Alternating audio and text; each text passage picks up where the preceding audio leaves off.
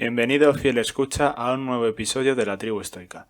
En el día de hoy vamos a hablar sobre un libro de actualidad, que es La filosofía Bitcoin, de Álvaro de María. No obstante, me gustaría decirte que la interpretación de este libro va a estar muy relacionada con la del episodio anterior. Me refiero al Mundo de ayer, de Stefan Zweig. ¿Qué tiene que ver una cosa con la otra? En el último episodio repasamos, a través de los ojos del autor, los antecedentes y desarrollo de la Primera Guerra Mundial, el periodo de entreguerras y la Segunda Guerra Mundial. El auge de los estados, el nacionalismo, la guerra, la inflación o el hambre son los temas que vimos desfilar en este maravilloso libro. Se dice que la historia no se repite, pero sí rima. El libro de Zweig es un verso que espero que se quede solo. Sin embargo, no podemos obviar que ya tenemos varios de los ingredientes de esta receta para el desastre. Los estados son más grandes que nunca. Los partidos nacionalistas y los líderes populistas ganan cada vez más importancia en las elecciones. La guerra desatada en Ucrania tiene pinta de enquistarse. La inflación, que nunca fue transitoria, está empezando a comerse los ahorros de los individuos, mientras que los banqueros centrales siguen con una tibieza proverbial. Y por último, consecuencia de la guerra y de la inflación, se prevé que en diferentes zonas del planeta, como en África, el hambre haga su aparición debido a la escasez de grano. El libro que aquí analizamos va a constituir una alternativa a este futuro sombrío que se nos presenta. Pero antes una aclaración. La historia no es una ciencia. Por mucho que veamos factores que nos lleven hacia un determinado fin, no es tan sencillo como decir 1 más 1 igual a 2. Que todos estos acontecimientos que estamos viviendo se parezcan enormemente a los de Zweig del siglo pasado no quiere decir que las consecuencias vayan a ser las mismas o tan siquiera parecidas. Y más aún, lo que veremos en el libro de Álvaro tampoco significa que vaya a ocurrir. En este episodio veremos las virtudes que tiene Bitcoin, pero eso no quiere decir que ese potencial se transforme en realidad. Puede ser que se quede a medio camino, que se encuentre en otros usos o incluso que acabe siendo un pufo y otra revolución que acabó siendo polvo.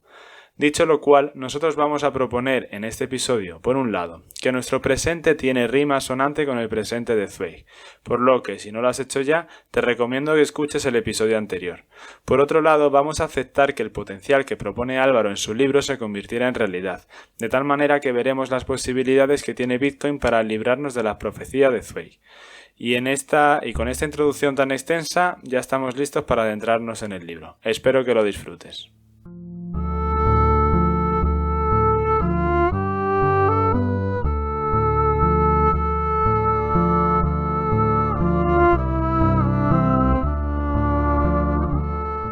Bien, empecemos por determinar cuál es el objetivo del libro según el autor.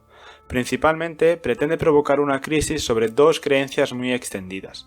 La primera, que una moneda que sea dinero debe tener el respaldo de una autoridad. La segunda, que el Estado es un concepto que se puede aplicar a cualquier sociedad política y no cabe pensar en otras políticas postestatales. A lo largo del resumen iremos desarrollando esto. Pero os adelanto que es la superación del Estado como lo conocemos hoy en día, lo que se va a presentar como la solución a lo que llamaremos la profecía Zweig. Pero cada cosa a su tiempo.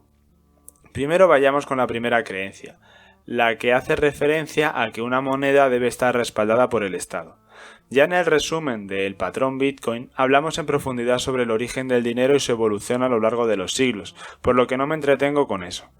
Pero estamos tratando de demostrar que la moneda no necesita de apoyo estatal. No obstante, no podemos obviar la historia.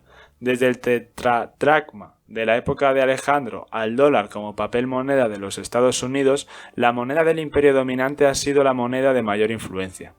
Históricamente, los gobiernos han impuesto su moneda, de su propiedad y emitida por ellos en sus territorios, principalmente por la necesidad de recaudar tributos y para pagar a los soldados. Hoy en día, el campo de la economía política ha alcanzado una escala global, tanto a nivel productivo como financiero. Sin embargo, las monedas son principalmente estatales o de agrupaciones estatales y siguen contando con la impronta de la autoridad política. Creemos que es inevitable que así sea. ¿Pero es esto cierto? Nuestro autor defiende que hay momentos históricos en los que un salto tecnológico, un desarrollo exuberante cambia el orden de las cosas. Por ejemplo, el desarrollo de la metalurgia, la balanza y el lenguaje alfabético en el seno de las polis griegas son las tres técnicas que permitieron el salto tecnológico y la revolución que suponen las monedas en el curso de la historia económica.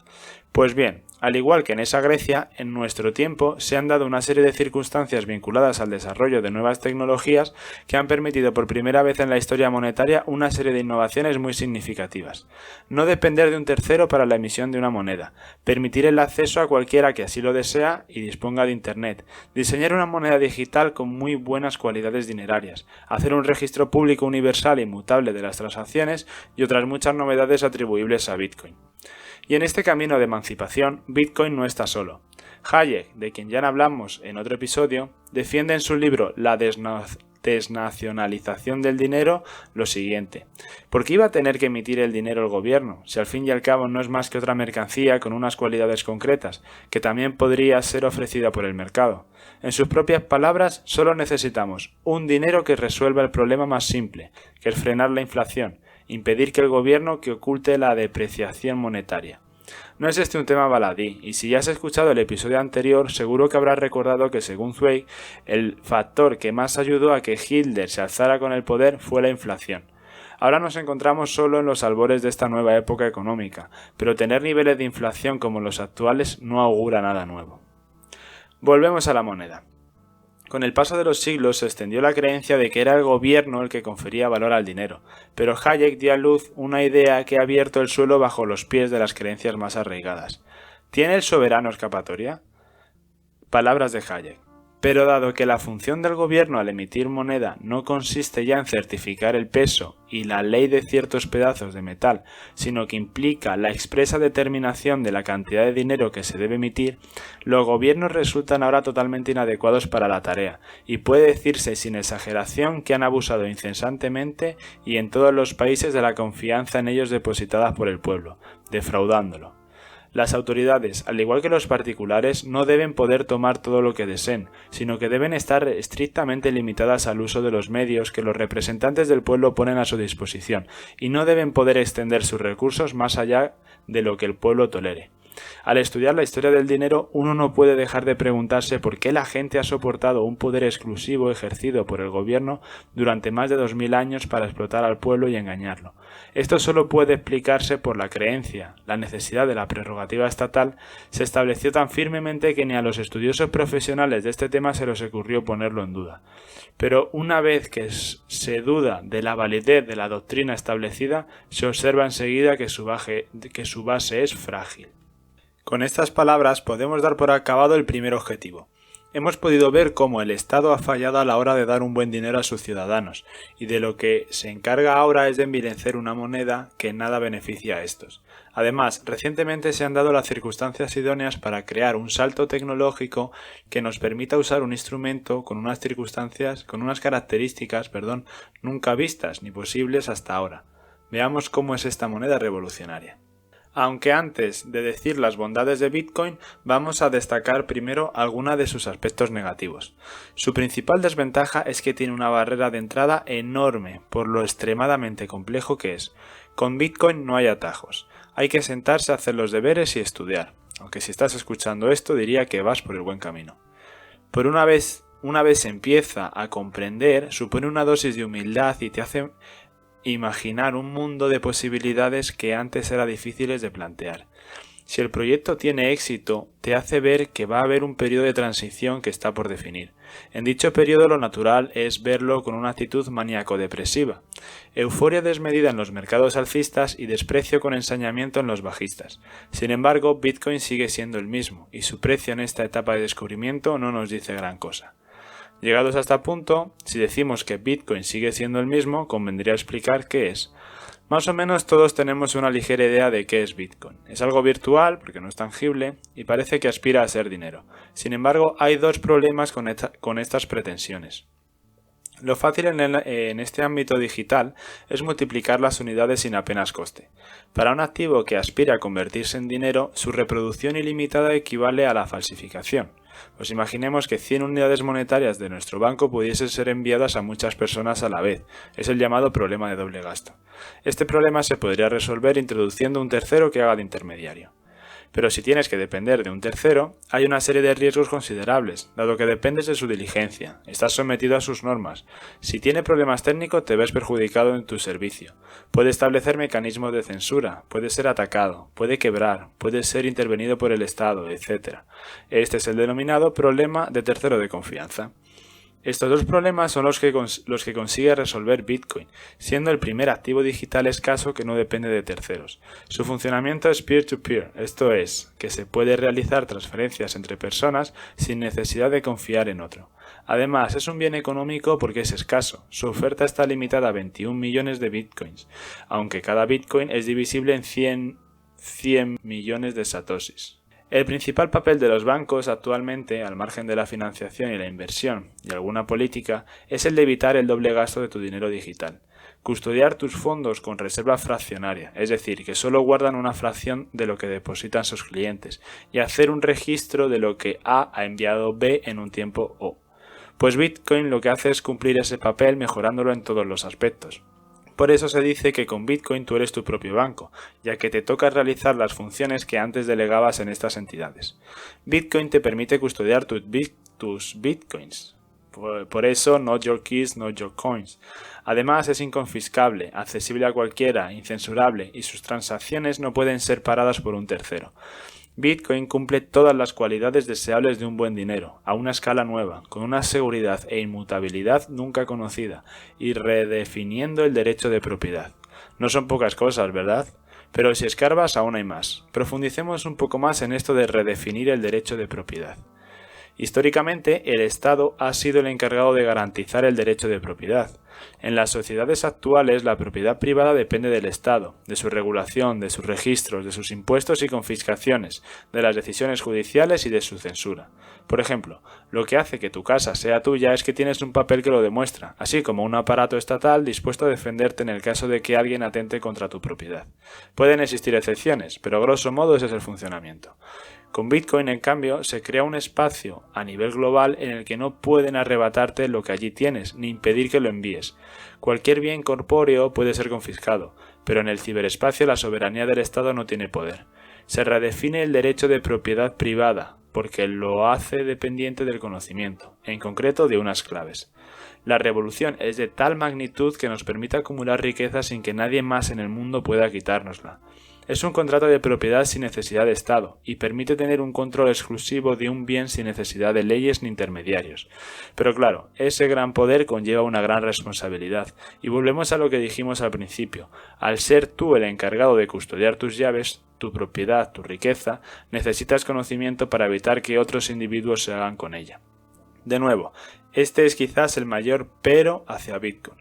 Hay otras críticas, como que las criptomonedas están en una burbuja, aunque parece que se está estallando, o que es una red demasiado lenta y cara, o que consume demasiada energía, o incluso que tiene demasiada volatilidad.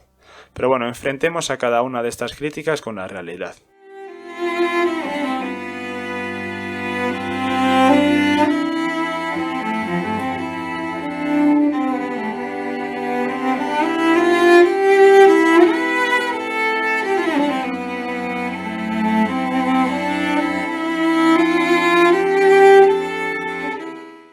Englobar todo bajo el concepto de criptomoneda probablemente sea el mayor error de todos los relacionados con el mundo Bitcoin. Nada de lo que aquí estamos viendo es aplicable a las criptomonedas en general. Bitcoin es único y como tal lo trataremos. En cuanto a la lentitud, con Bitcoin lo que se trata es de permitir la verificación universal sin depender de terceros para evitar el doble gasto, y para ello la lentitud de la capa base es una virtud, no un defecto, pues aporta seguridad. Bitcoin no está para pagar cafés, como tampoco lo está el oro, y no tenemos problemas en el día a día para ello. En cambio, sí tenemos problemas para ahorrar y tener un activo como reserva de valor, aunque bien es cierto que se puedan implementar aplicaciones que sí permitan hacer micropagos baratos en otras capas, como Lightning Network. Con respecto al consumo energético, una de las críticas más frecuentes se basa en muchos errores. El principal es partir de que Bitcoin es inútil. Los coches eléctricos también consumen electricidad, pero los coches son útiles. Cualquiera puede desarrollar negocios sobre Bitcoin, no se deja manipular por políticos ni banqueros, etc. En lo que a mí respecta, parece útil. La posibilidad de la total deslocalización del consumo de energía que tienen que realizar los mineros podría solucionar gran parte del desperdicio de energía que se produce en el mundo, dado que buscarán la energía más barata. Pero ni siquiera esto es lo más importante. ¿Por qué no hablar de que es el consumismo el que provoca la mayor parte del impacto ambiental en nuestros días? ¿Qué pasaría si una mayoría significativa del mundo tuviese un dinero que con el paso del tiempo se revaloriza de forma constante en el largo plazo? que tendería a atesorarlo, a no consumir tanto desprendiéndose de él, porque bajaría su preferencia temporal. Bitcoin abre la posibilidad a todo el mundo a ahorrar. Los bancos centrales no cesan de estimular la economía generando una oferta monetaria cada vez mayor, que tiene como efecto crear nuevas unidades monetarias para gastar, despreciando la propia moneda. Esto es, que hoy valga más que mañana y por tanto que sea mejor gastarlo y no atesorarlo, dado que si dejas en el banco pierde valor. Bitcoin fixed this y más adelante volveremos con los bancos centrales. Y por último, sobre la volatilidad. El precio de Bitcoin es extrínseco a él y señala algo muy importante, que el mercado está en un proceso de descubrimiento de lo que Bitcoin es, y la única forma de pasar de valer $1 a ser la moneda global estándar es con volatilidad por el camino. Si en el futuro se convierte en uno de los activos más capitalizados del mundo, será porque el mercado ha descubierto que es una alternativa superior a todos sus competidores. Tras aclarar lo que Bitcoin es y puede llegar a ser, lo que toca ahora es dibujar quién es su contrincante. Evidentemente, si Bitcoin busca principalmente ser una reserva de valor, su competición directa es contra el dinero fiat. Sin embargo, al ser este un pilar central en la fortaleza del Estado, al igual que lo es la garantía del derecho de propiedad, podemos afirmar que este ente, el Estado, tratará de protegerse y mantener sus privilegios con toda su fuerza. Pasemos a esta última parte para conocer qué es el Estado y qué recursos tienes. En contra de lo que la mayoría pueda pensar, el Estado no es un concepto general aplicable a todos los pueblos y tiempos. Antes bien, se trata de un concepto histórico concreto vinculado a una época determinada, que es la segunda mitad del siglo XVI. Los conceptos de Estado y soberanía hallaron en Francia su primera y decisiva plasmación jurídica. ¿Cómo es posible esta confusión? Al haber un vacío, un hueco, para ver una palabra que designe lo político, la unidad de cada realidad política, el término Estado llenó este espacio, de ahí que para nuestro tiempo toda forma política posible sea estatal y el debate gire, principalmente, en torno a si es necesario incrementar o reducir el tamaño de este, pero no se planteen nuevas formas políticas. Esto ha derivado en considerar que el Estado es eterno, o bien por equipararlo a la coacción institucionalizada, o bien por considerar que antes de él había tribus, pero que antes del Estado no hay política y por consiguiente que no hay nada que le pueda suceder. Pero sí que han existido otras formas políticas. Algunos ejemplos son las polis, las urbis romanas, las civitas o república cristiana o la basilea bizantina. El Estado no es más que una forma política de una época concreta y por ello es transitorio, una idea histórica. Lo que rige siempre es el gobierno, no el Estado, pues siempre gobierna una minoría. El Estado como realidad histórica tiene su origen en el proceso de ruptura de la Iglesia católica a raíz del protestantismo, junto a las consecuencias territoriales del descubrimiento de América por parte del Imperio español. Tras la primera etapa expansionista se deja paso a las fronteras cerradas, y el universalismo del proyecto del Imperio español católico entra en decadencia para dejar paso a los particularismos, tanto religiosos como políticos, concretándose en la Paz de Westfalia en 1648. Fue en el Tratado de esa paz donde se estableció el principio de la integridad territorial, y sobre él se erigiría un poder cuya característica sería la soberanía. Estas monarquías que se tornaron absolutas darían lugar a un apartado de poder que se independizaría de ellos, el Estado, que se adueñó de la soberanía, atributo que sólo correspondía a Dios. Aquí conviene destacar que la religión, en concreto el cristianismo católico, servía de contrapoder con los monarcas. Como curiosidad, Hobbes fue el gran teólogo del Estado y partió de su famosa idea de que el hombre es un lobo para el hombre, afirmando que el estado de naturaleza del hombre es un estado de guerra constante, por lo que todo hombre parece que tendría que vivir con miedo a su vecino. El Estado vendría para solucionar esto. Aprovecho para recomendar el episodio sobre el Señor de las Moscas, inspirado directamente en esta idea. Por completar lo que decíamos sobre la moneda, decir que cuando Bodino desarrolló el concepto de soberanía, incluyó el derecho de acuñar moneda como uno de los componentes fundamentales. Los gobiernos se dieron cuenta de que este derecho monopolizado era muy lucrativo y otorgaba un gran poder. Un ataque a esta función sería un ataque directo a la soberanía y, por lo tanto, al Estado. Esto nos permite atisbar una parte del origen de la crisis a la que se enfrentan los estados. Si su esencia, la soberanía, pierde uno de sus puntos de apoyo, que es el derecho exclusivo a acuñar moneda, por una innovación tecnológica y conceptual que al ser dineraria desacraliza, no tardará mucho en perder su aura religiosa y, llegando el caso de revelarse como idea histórica incapaz de cumplir su función, derrumbarse. No sin antes presentar batalla, claro, y no solo contra Bitcoin, también contra distintos estados, o lo que es lo mismo, con guerras. De nuevo, ¿no te resulta algo extremadamente familiar? Esto nos lleva a hablar de los otros síntomas que nos hace prever la crisis del Estado que ya habría comenzado. Se ha instalado en el imaginario colectivo que los jóvenes vivirán peor que sus padres, y no es de extrañar, pues esta generación ya ha crecido y apenas ha podido formarse un proyecto de vida. De hecho, cuando se plantean la mera idea de proyecto vital, no pueden evitar pensar que lo tienen realmente complicado, y no es algo que dependa de que se esfuercen más o menos, es una circunstancia histórica generalizada. El incremento de la esperanza de vida es un factor importante, pues nuestras sociedades no estaban pensadas para vivir este gran cambio en tan poco tiempo, pero no es el único. No me refiero solo a los sistemas de estado de bienestar, que no preveían pagar pensiones durante periodos tan largos de tiempo. Me refiero concretamente a la crisis que supone de la institución de la herencia, pues la herencia permitía al inicio de los proyectos vitales de los hijos en su juventud. El incremento tan significativo de la esperanza de vida resulta en que este capital que permite el inicio de dichos proyectos no se haya trasladado. Ahora se hereda en la mayoría de los casos en el ocaso de la vida, cuando empieza la tercera edad. Tenemos que tener muy presente que si los jóvenes no tienen una perspectiva de futuro es algo peligroso para nuestras sociedades. Sin embargo, es con la adopción de Bitcoin donde se podría hacer un poco de justicia para esta generación. Por lo que hablamos de la barrera de entrada que constituye la complejidad de Bitcoin, son las personas más familiarizadas con las tecnologías las que se pueden beneficiar de su uso. Si esta generación empieza a acumular Bitcoin antes que el resto y si Bitcoin consigue ser lo que de verdad puede ser, la generación que está llamada a pagar el endeudamiento de sus predecesores podrá contar con el oxígeno de la mejor moneda creada hasta el momento.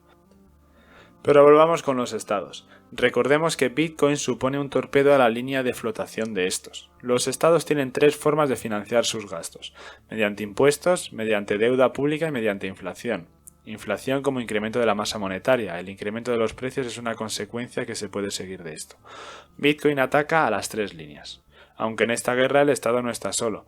Tenemos que hablar del primo de Zumosol del Estado, que es el Banco Central.